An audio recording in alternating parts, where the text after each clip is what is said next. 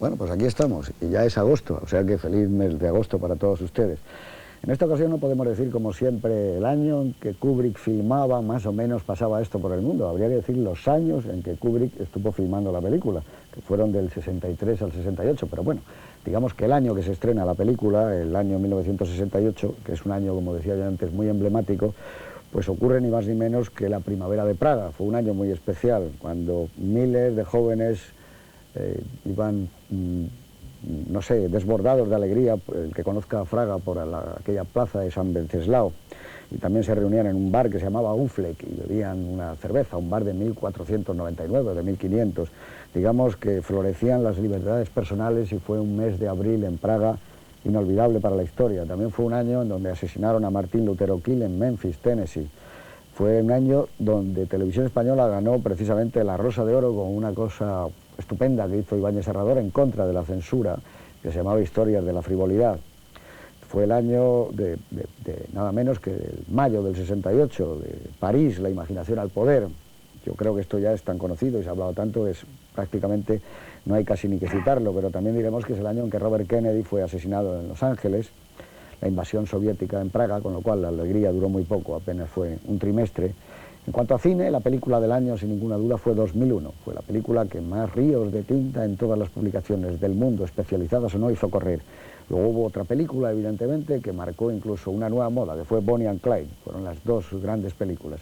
Fue el año también de la Olimpiada de México, el año de la masacre en México, en la Plaza de las Tres Culturas, de los estudiantes que fueron absolutamente en son de paz y los ametrallaron. Y digamos que aquel año hubo un récord prodigioso en salto de longitud. Bob Beamon hizo 8,90 nada menos.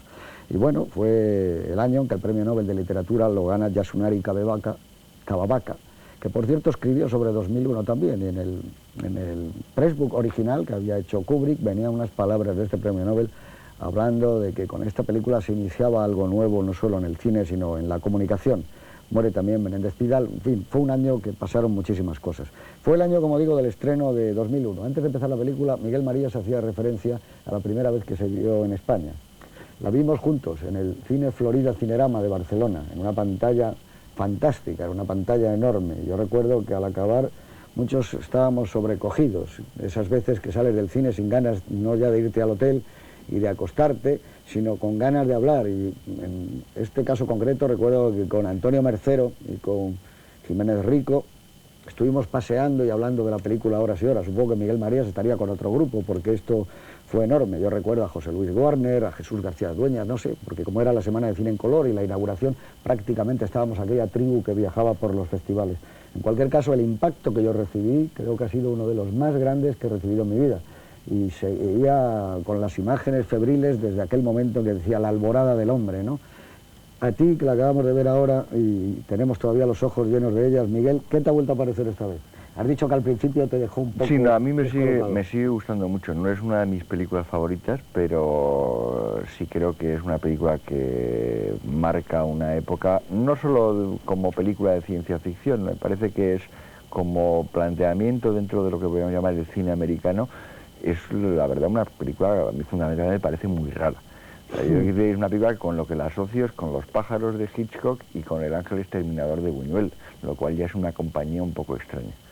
Eso quizás es un tema que conviene. No, me ha dejado de lado, está muy bien, pero yo pensaba que...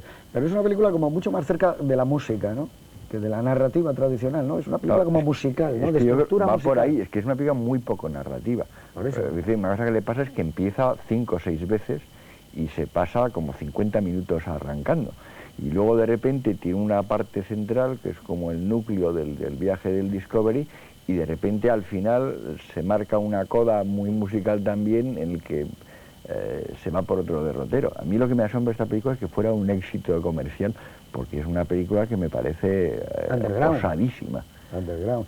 Juan Tebar, tú como lo de underground, perdona, me lo tienes que explicar un poco. Sí, porque yo creo que una película que hace Metro-Goldwyn-Mayer, que se gasta 11 millones de dólares, es como una película hecha por un chico que no tiene nada que ver con el público, ni piensa en el público, sino que hace un experimento absoluto. O sea, que es una película personal y marginal. No, bueno, yo Pero no marginal, yo creo que habría que haberlo medido, pero hasta que pasa media hora no se dice media una hora palabra. exactamente, ¿no? yo lo he medido. Dicen buenas cuando llegan a Sí, cuando la azafata le dice ha tenido buen viaje, señor. Pero yo te iba a decir una cosa, y ahora volvemos y yo te lo trataré de explicar porque a mí me parece que está hecha como, es una película underground en Cinerama, la primera película underground, o en Super 8 que parece que está hecha en Cinerama. Como guionista, que es tu profesión, y cuando dice eso ahora Miguel, ¿no podríamos dividir la película en 4 fases, por ejemplo? O sea, narrativamente, aunque luego cada una sean distintas, hay una fase que es la alborada del hombre, The Dawn of the Man, me parece que se llamaba eso en inglés. Una segunda fase, que es el viaje del Dr. bueno, es el descubrimiento de un monolito, un paralelepípedo en una base, en Clavius, en la Luna. Otra tercera, que sería el viaje, propiamente dicho, la aventura espacial.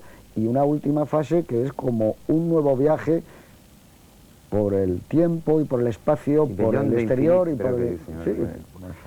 Serían 4 que luego no tendrían por qué ir perfectamente encadenadas, ¿no? Pero son como 4 películas dentro de una película. Sí, bueno, son 4 películas dentro de una película que responden a una idea preconcebida que las une. Yo creo que la historia más difícil de encajar en el argumento, suponiendo que esta película tenga un argumento de la película, es la parte del Discovery y de HAL. Yo digo más difícil de encajar porque a mí, que es la parte que más me gusta de la película, me parece que no... A mí, yo tengo que decir desde el principio una cosa, yo he venido aquí casi, con la intención de meterme con 2001. Pues venga. Lo que ocurre es que cuando uno se pone a hablar no puede evitar el encontrar cosas espléndidas en la película. Te vas a meter con tu propia vida. O sea que voy a ser estupendamente contradictorio en casi todo lo que diga. Entonces, hay críticos, he repasado por ahí, que le reprocharon a la película precisamente esta estructura de 4 trozos que no tenían nada que ver uno con el otro. Yo creo que sí tienen bastante que ver, salvo el de HAL, y también tiene que ver. Y lo que ocurre es que a mí esa me parece una de las cosas más originales y más atractivas de la película, esta no narrativa tradicional. Me parece que la apuntaba Miguel antes. Si esto es underground o no, no lo sé. Lo que sí es muy personal, muy de autor y muy poco corriente, sobre todo en esta época. Lo que ocurre, y voy ahora a meterme con lo que quiero meterme en la película, es que a mí me parece que la película inevitablemente, que Miguel me corrija porque Miguel iba por otro lado al decir que era más misteriosa que confusa, me parece que inevitablemente trata de explicar algo, la película. Si trata de explicar algo que a mí personalmente, y voy a jugar a espectador convencional, lo siento en este caso... Pido mi turno ahora, ¿eh? No me lo consigue explicar, sobre todo al final. No lo digo porque en cada una de estas partes que hablamos, la película es como si se parase y no te cuenta el final de esa parte, empieza otra vez, no te cuenta el final de la otra parte, sino al final hay una especie de metáfora muy importante y de mucho peso en la película, que a mí me parece lo más confuso y no lo más misterioso, esta es mi opinión, de la película. Entonces, no puedo evitar el ponerme un poco de los nervios y el pensar, no voy a decir esa frivolidad de decir me han tomado el pelo, entre otras razones porque que me tomen el pelo tampoco me molesta, realmente. O sea, que decirte, tantas películas espléndidas y originales te han dicho me han tomado el pelo, digo, bueno, pues usted lo ha pasado muy bien, o sea, me da exactamente igual. No, yo es que, y voy a ser ya mucho más contradictorio todavía, termino este rollo, este discurso. No, si es que te quería... Digo contradictorio porque, igual que he dicho que quiero jugar espectador convencional, no tengo más remedio que aludir a una cosa que no diría un espectador convencional, por ejemplo, que es la diferencia que entiendo que hay entre una cosa simbólica y otra cosa alegórica. En esto juega mucho lo que decíais de la metáfora ahora. Yo entiendo que un símbolo es algo que, bueno, pues es lo que decía McLuhan, de que el medio es el mensaje, o sea, que en la propia obra está el significado y no hay que buscarle más vueltas. Significa lo que es. Moby Dick significa lo que es Moby Dick. Y una alegoría, entiendo que es algo que se sirve de una historia para explicarte algo, para descubrir unas cosas o para explicarlas.